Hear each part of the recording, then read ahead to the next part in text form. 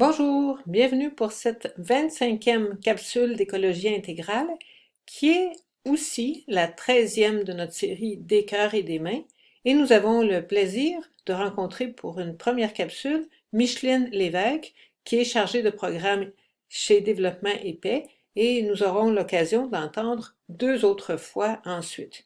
Alors je la laisse se présenter. Bonjour, mon nom est Micheline ou Mika. Alors, les partenaires m'appellent souvent Mika. Donc, Mika Lévesque, je suis chargée de programme à Développement et Paix depuis maintenant 8 ans. Et je travaille sur les pays, mon continent, c'est l'Asie. Puis les pays sur lesquels je travaille, c'est les Philippines, l'Indonésie, le Cambodge et l'Afghanistan. Alors, j'ai pensé parler d'un groupe avec qui on travaille en Indonésie qui s'appelle les architectes communautaires. Alors, ce sont un groupe d'architectes qui ont une façon très participative de travailler avec les citadins.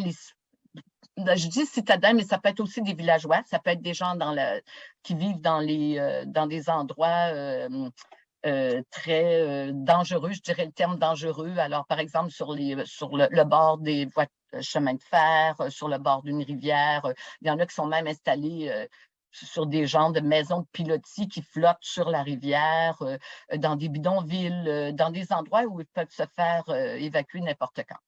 Alors, leur façon de travailler, c'est qu'ils vont organiser, on appelle ça le community organizing.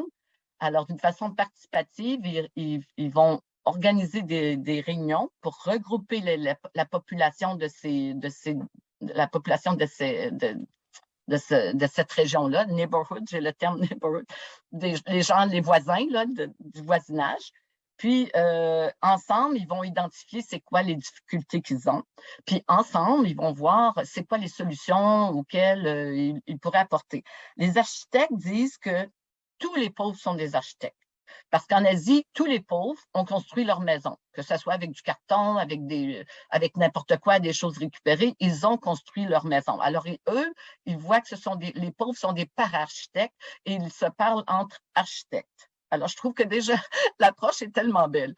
Et donc, une des premières choses, c'est qu'ils vont aider les groupes. Si on veut s'aider soi-même, ça commence avec des économies.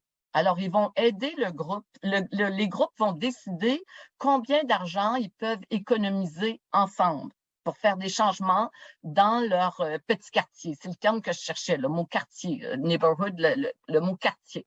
Dans leur quartier, c'est quoi les changements qu'ils voudraient faire? Et ça commence par faire une carte du quartier. Qui habite où? Qu'est-ce qui arrive? C'est quoi le problème? Alors, ils commencent eux-mêmes à documenter leur quartier, à voir c'est quoi les difficultés.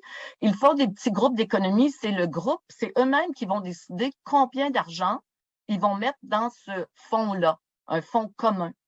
Et ce fonds-là, les gens peuvent emprunter à ce fonds-là, puis ils vont payer de l'intérêt quand ils empruntent de l'argent. Toutes les règles sont décidées par les gens, par les membres eux-mêmes. C'est eux qui décident combien d'argent. Alors, par exemple, Anne-Marie, tu veux emprunter de l'argent, mais c'est les membres du groupe qui vont dire ben, pourquoi, qu'est-ce que tu veux faire avec ça, puis est-ce qu'on lui prête ou non. C'est eux qui vont décider. Et ça, au niveau psychologique, ça aide beaucoup, surtout les femmes, parce que ça donne un sens de sécurité. Si jamais un enfant tombe malade, quelque chose, ben, ils savent qu'ils ont accès à de l'argent qui est là, puis qu'ils pourraient emprunter, puis en tout cas, ça donne un sens de sécurité. Et il y a des groupes qui sont ça a tellement bien fonctionné, là, qu'ils font de l'intérêt, et avec l'argent de l'intérêt, ils aident les plus pauvres du groupe à faire des modifications. Je vais t'envoyer une vidéo qui est extraordinaire, des témoignages, c'est super, où ils font des témoignages sur comment ça a amélioré le fait d'avoir accès avec un peu d'argent, puis c'est du travail un peu communautaire, c'est tout le monde qui va aider pour améliorer l'habitation. Mais c'est pas seulement améliorer l'habitation, mais c'est surtout en essayant d'inclure tout ce qui touche un peu le changement climatique.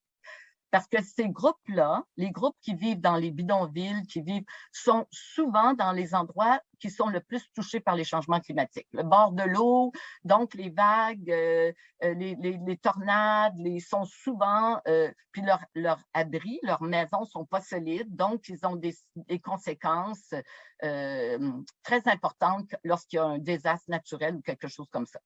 Alors, c'est toujours, alors comment on le fait?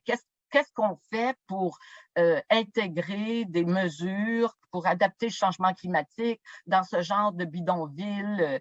Alors, c'est un mélange d'experts, de gens qui arrivent avec des propositions, mais les propositions sont basées sur les problèmes identifiés par la communauté.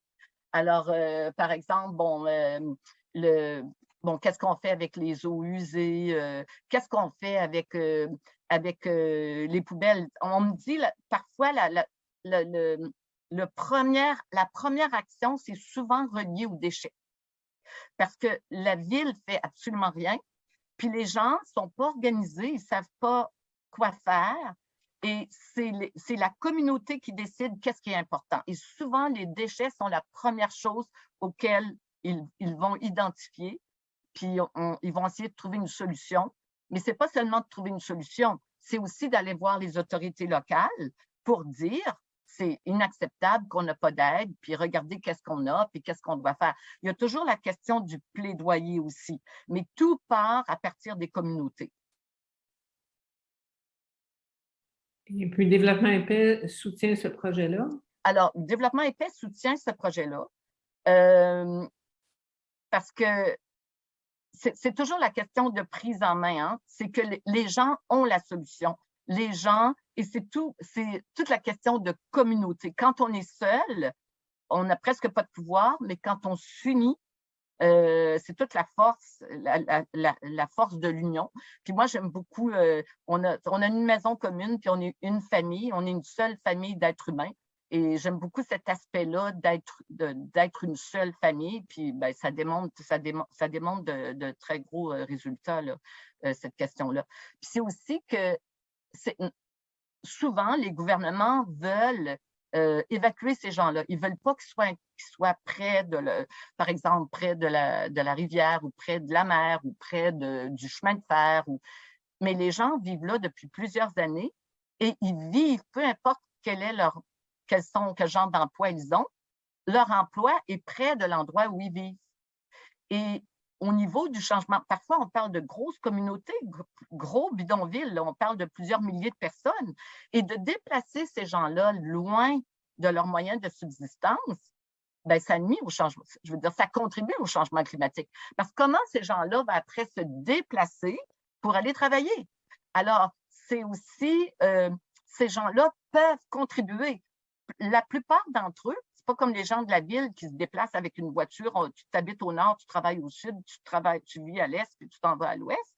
Ces gens-là, souvent, travaillent où ils habitent. Alors, les gens des bidonvilles, ils s'installent, ils vont occuper des terres.